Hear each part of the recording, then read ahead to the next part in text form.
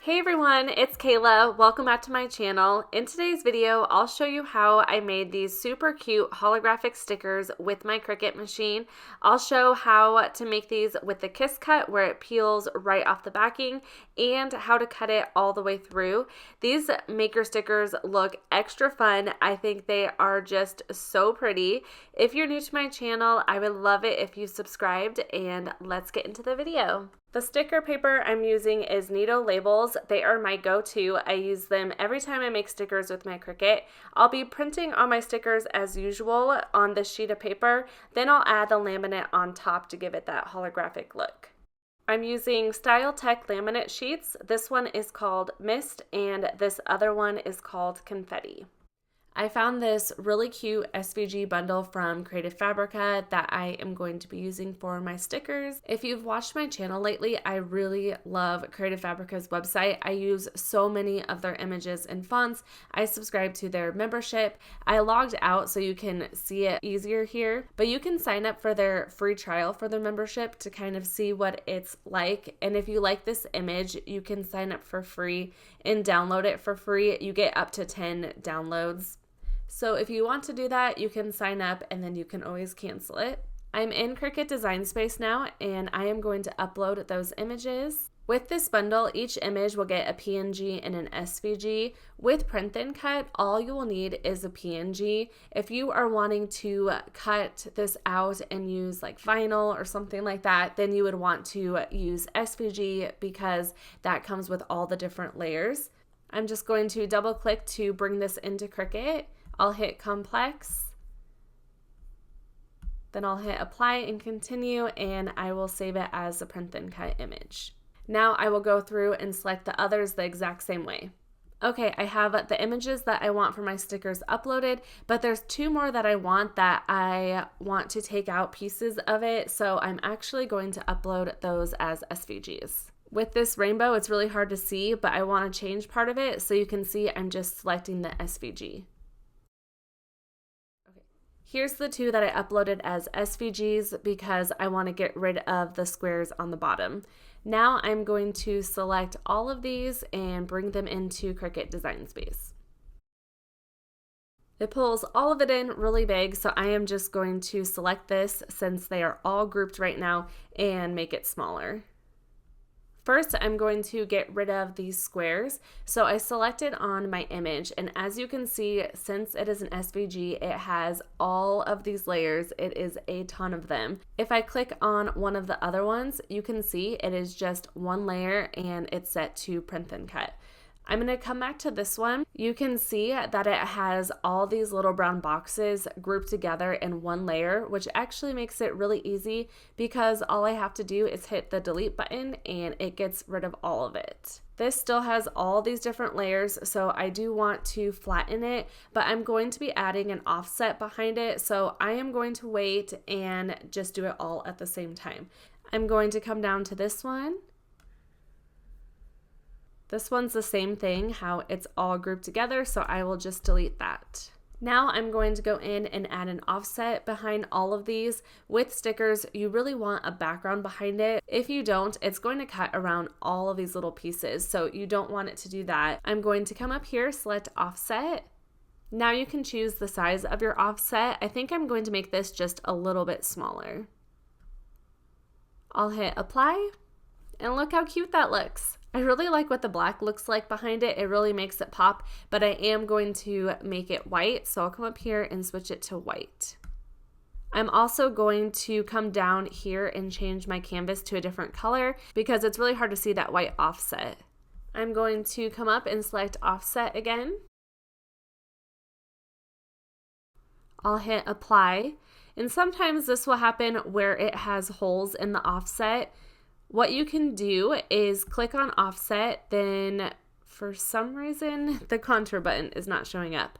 I don't think I've ever had this happen where the contour button isn't showing up. I have recently discovered a hack for this, but this is the first time the contour button hasn't shown up for me when I try to contour an offset. But I'll show you the hack. If you grab a shape, then you'll just make the shape bigger than the image And if you highlight over both of these, you can see in the layers panel that they're both selected. Then you'll come down and select slice. You can take that out of there. I'm just going to delete it. I'm going to take my piece, and now you can see that the contour button is showing up. It's crazy how that works. So now I can hit contour and I will select hide all contours. It'll automatically keep the first piece, which is what we want. And I can delete this one. I'm going to change this to white. I'll bring it back over here. I need to send it to the back. Then what I'm going to do is just highlight over both of these. I'll come up to align and hit center. Let me try this one and see what happens. I'll come up to offset. I'll hit apply. This one is letting me contour. That is so strange. I don't know why the other one didn't work, but there's just a couple of tiny pieces that I want to hit hide all contours. And then I'll go in and change this to white. I'm going to go through the rest of these and add the offset the exact same way. I have all of my offsets behind my images now. For some reason, this one down here, the contour button didn't show up for the offset either, but at least there is that hack to fix it. Have any of you guys come across that with the contour button not showing up? Now what I'm going to do is flatten everything. I am going to highlight over my offset layer and my image, and as you can see, these two layers are selected. Then I'll come down here and select flatten.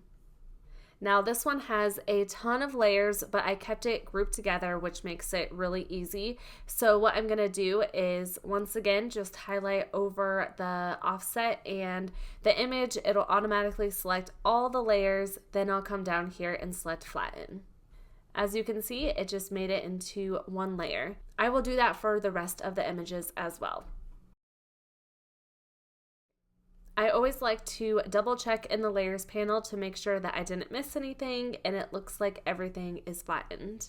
I'm going to figure out my sizing now. I want to make the images about 2 inches for the width. Right now it's around 3.5. What I'm going to do is actually just highlight over everything.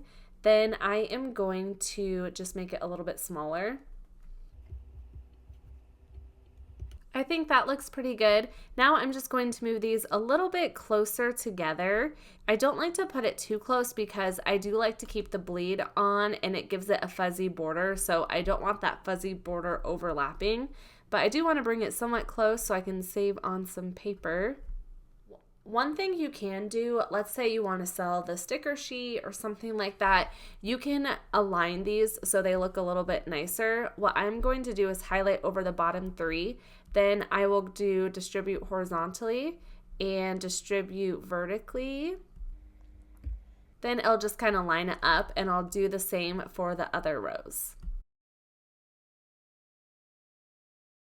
If you want to line up each layer, you'll have to group it together. I'll show you actually for an example. If I were to highlight everything and go to align and select distribute horizontally, you can see it messes it up.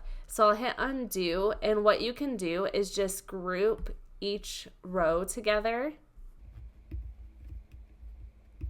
Then you can go in and highlight the entire thing and select distribute horizontally. Then you can go to distribute vertically. This one, obviously it's not along the edge, but that's because this image is a little bit bigger than some of the other ones, but that's okay. And honestly, I think I want to make it a little bit smaller. I'm going to ungroup this, and then I am just going to make this a little bit smaller. Okay, here's my stickers. I made this one a little bit smaller too, and then just aligned them all together, and I think it looks really nice. The stickers are so cute. The last thing I need to do in here is select over everything, and I am going to attach it. Now you can see that we have the little exclamation mark. Cricut has increased its print thin cut size, so let's see what this says. It says the image is too large still, so I am going to come down and hit auto resize. and it'll just make it the biggest size it can be to fit on my 8.5 by 11 sheet. The largest Cricut used to be able to print and cut was 6.75 by 9.25. So as you can see, it is bigger than the 6.75. The reason why it's not up to the 9.75 is just because this image is wider instead of longer. Hopefully that makes sense. If you have any questions with the new print and cut sizing, definitely let me know in the comments. Now that I have that attached, I'll click on Make It. Here's what it looks like. Obviously, there's a little space on the top and bottom. That's just because of the way that I set up my stickers. I think there's a way if you made it closer together and maybe added some images at the top that you could fill out this paper a little bit more. I'll come down here and hit Continue. Then I'll select Send to Printer. I am going to keep my bleed on, like I said, because it does help to get more accurate cuts. I will also select Use System Dialog and hit Print. I saw that my preview screen looked really funky, so I just put a regular piece of printer paper in my printer and tested it out, and it came out looking exactly like that. I'll show a video on the screen so you can see it a little bit better, but this happened to me before and I couldn't remember why, but the reason why was because of my bleed, which I always like to leave the bleed button turned on. I'm not sure why it's not working. If anybody's had this happen, let me know, but I think I'm going to have to reach out to Cricut's tech team, which is never my favorite thing to do. But to solve the issue for now, I'm just going to turn off my bleed, and then I'll turn my Use System dialog back on, then select Print. I am going to select High Quality Plain Paper and Best. You'll want to know which way your printer prints because you want to print this on the correct side. With the Nito labels, the matte finish still has a little bit smoother side and the back part is rougher, so that's kind of how you can tell which one is the front. This is what it looks like after it's printed. Then I take my measuring tape to measure how much I need to cut for my laminate. For my height, I measured about 8.5 inches. For my width, it was a little tricky because I like to measure inside of the registration lines because sometimes the Cricut can't register it if anything's over those lines, but it was kind of right on the edge of the images, so I decided to do 7.25 inches. I grabbed my paper cutter for this, and what's cool is you can pull out that measuring stick thing, and you can see here I'm placing it right up against 8.5 inches, and then when I cut it, it'll be exactly that height. Then I turn my paper around and I do 7.25 inches.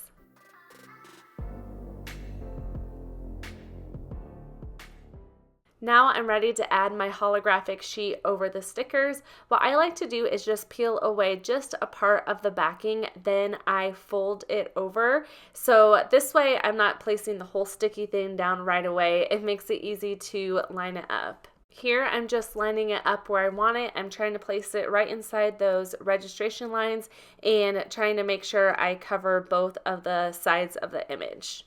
Once I do that, I just place it down, then I start removing the backing and just slowly placing down that clear laminate sheet.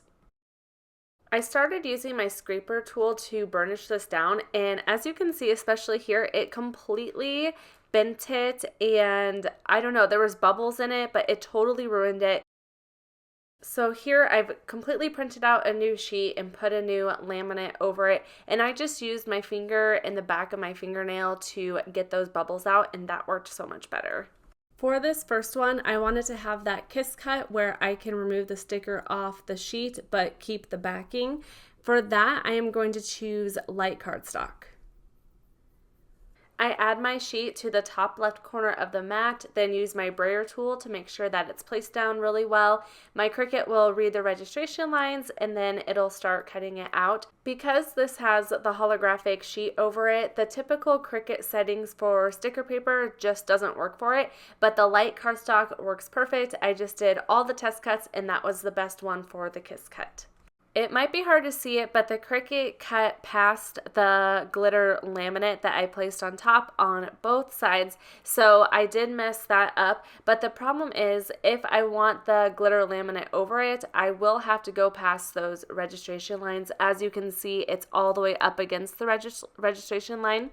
Cricut just updated their print and cut, and I'm not sure if the registration lines are just not as far away from the images as they used to. Let me know what you guys have found. The light cardstock worked so perfectly for this kiss cut. As you can see, it peeled right off. And look how pretty this is. The little sparkle glitter on top is so pretty. It gives something extra fun for these stickers. I really love it. I just go in and cut off those black registration lines to make it into just one sticker sheet.